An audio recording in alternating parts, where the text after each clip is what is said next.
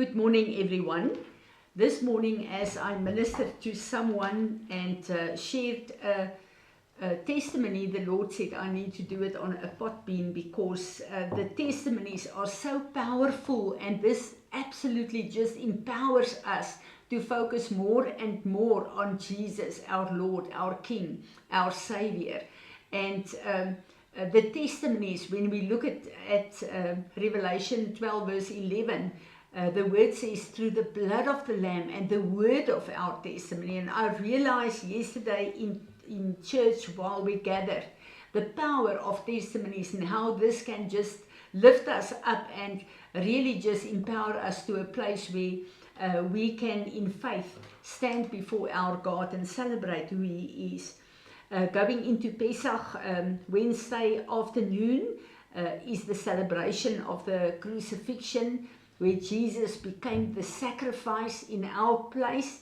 But He did not only die, He was resurrected as well. And that resurrected power, His resurrection power, is within each and every one of us. And we need to understand this. This past few days, the Lord really focused me on the dark side of water spirits again. And really He has drawn me into a place of repentance again, because the witchcraft level is so high in this time. And we need to understand that when we are entering the time of our celebration, the biggest celebration that we as children of God do have in this time, there's also sacrifices from the forces of darkness. And Paul said we must not be ignorant of the schemes of the enemy. So we are in a time in Bothaville, but also the rest of our country, especially the Eastern Cape and KwaZulu-Natal. And I've posted on our intercessors group a video that's very important to see how these things work.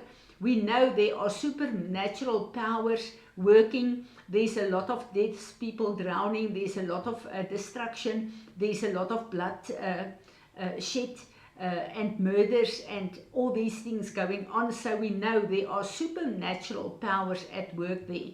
And this video will really open a lot of understanding for us how to pray in this time. But on Saturday, I married a couple at Komando-Drif, and this is about 35 kilos from Bothaville. But of course it's farm roads, and it took Johanna myself an hour and 15 minutes to drive there, 35 kilos.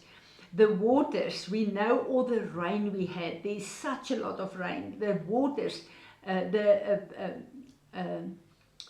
road looked like a river in certain places, and we really had to trust the Lord to be able to get through with our vehicle to be at the wedding.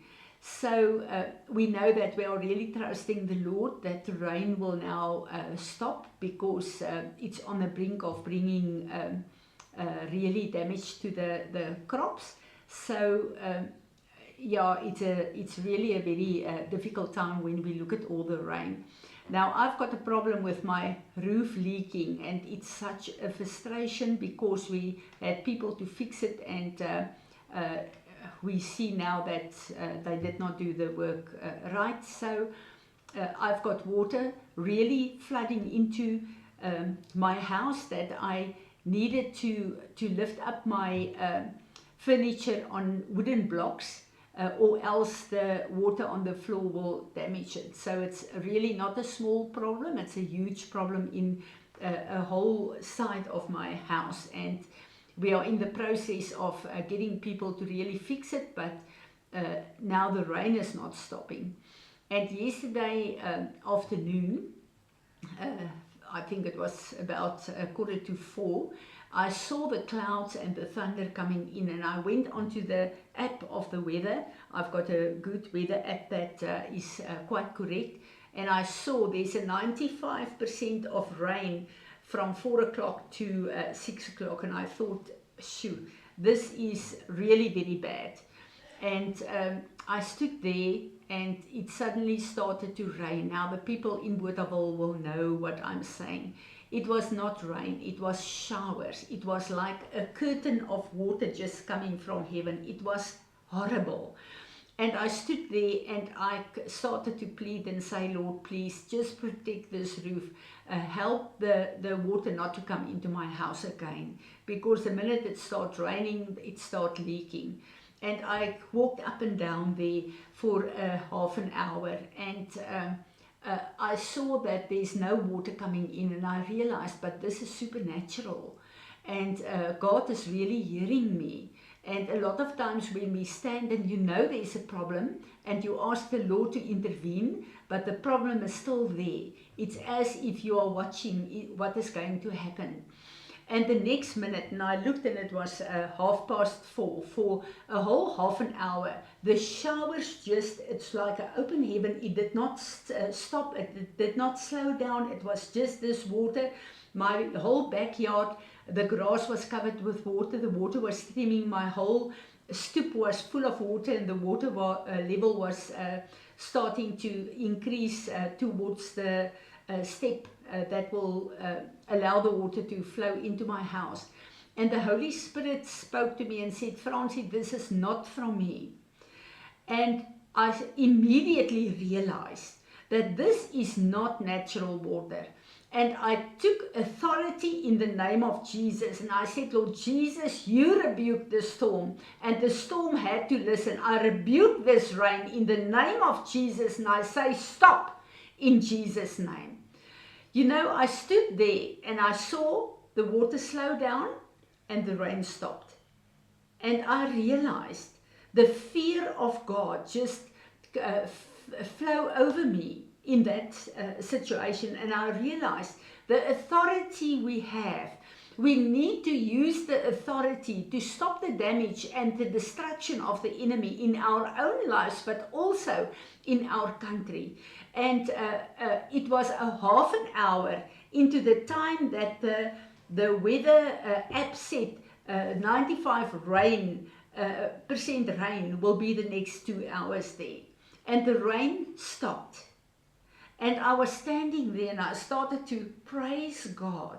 And the joy of the Lord just overflowed everything in me. And I walked around to the places where the leaking are. Not one leak started to leak during the half an hour that the rain just poured down. And the rain stopped. It did not start again. And I realized that we need to, in places like this, when we look at the destruction and the damage, we need to take authority, because the same authority that Jesus made a way for us on earth, that same authority is within us. But this cannot be demonstrated on earth if we do not believe and take that authority and allow the Lord to work in and through us. So this testimony really just brought me to a place where I am so full of the absolute authority that Jesus has given us, that I realize that there's nothing that can come against us that Jesus did not pay the price for. So I want to encourage you, every situation in your life, make sure if it's not from God, take the authority that's within you through the Holy Spirit of God and stop it in the name of Jesus. And this is a time that we are entering Pesach, where Jesus was on the cross, where he was resurrected for us. Sunday is the first fruit day of the celebration of Pesach. The meaning is that Jesus conquered everything and he was resurrected. And through that resurrected power, where the Holy Spirit resurrected him from death, that same power through our salvation is present within us. And what conquered death is living within us. And the Lord wants to demonstrate this on earth today. The testimonies that his children are sharing is actually what's drawing people to Jesus, because as we testify of His power and His greatness and His presence in our lives, we are lifting Him up. And the Word of God says that as you lift Him up, we draw the people to Him. And this is what is necessary in this time, that we celebrate His victory in our lives. But this victory was not for 2,000 years ago.